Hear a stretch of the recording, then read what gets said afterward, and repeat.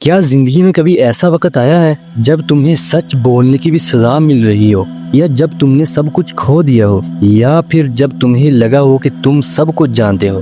تو ہو سکتا ہے کہ تم سورہ کہف کی کسی کہانی کا حصہ بن چکے ہو۔ سورہ کہف میں 3 کہانیاں ایسی ہیں جو صرف قرآن کی داستانیں نہیں بلکہ زندگی کے سب سے بڑے امتحانات کا راستہ دکھاتی ہیں۔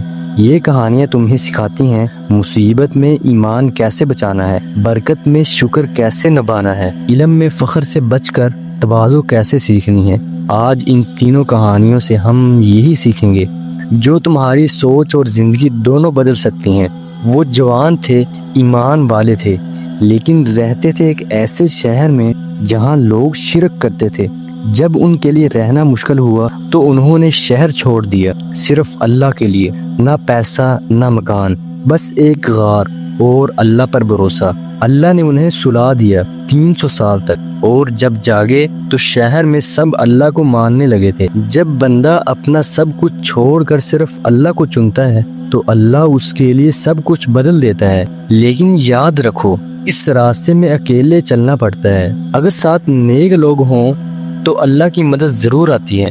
اپنے آپ کو ان لوگوں کے ساتھ باندھ لو جو صبح شام اللہ کو یاد کرتے ہیں۔ ایک شخص تھا، 2 باغوں کا مالک، ہر سکھ ہر آرام اس کے پاس تھا، لیکن اس نے سمجھا کہ یہ سب کچھ کبھی ختم نہیں ہوگا۔ اس نے اللہ کو بھلا دیا اور کہا، یہ سب کچھ تو میرے کام کا پھل ہے۔ اللہ نے سب کچھ چھین لیا، باغ بھی گیا، عزت بھی گئی، اور اس وقت اسے سمجھ آیا یہ دنیا فانی ہے۔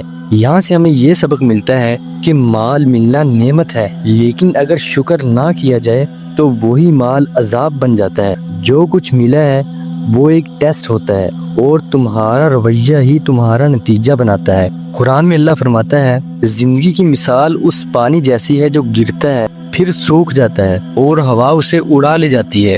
حضرت موسیٰ علیہ السلام نے کہا، مجھ سے زیادہ علم کسی کے پاس نہیں۔ اللہ نے کہا، ایک شخص ہے جس کا علم تم سے بھی زیادہ گہرا ہے، وہ تھے حضرت خضر علیہ السلام۔ موسیٰ علیہ السلام ان کے ساتھ چلے، انہوں نے 3 کام کیے۔ ان میں سے پہلا یہ کہ انہوں نے کشتی کو چیر دیا تھا، دوسرا بچے کو مار دیا تھا، تیسرا دیوار کو مفت میں ٹھیک کر دیا۔ لیکن ہر کام کے پیچھے چھپا تھا ایک گہرا فائدہ جو ظاہری نظر سے نہیں دکھتا تھا۔ یہاں سے ہمیں یہ سبق ملتا ہے کہ علم کسی شخص کا فخر نہیں ہوتا، بلکہ جتنا علم ہو اتنا صبر اور اخلاص ضروری ہے۔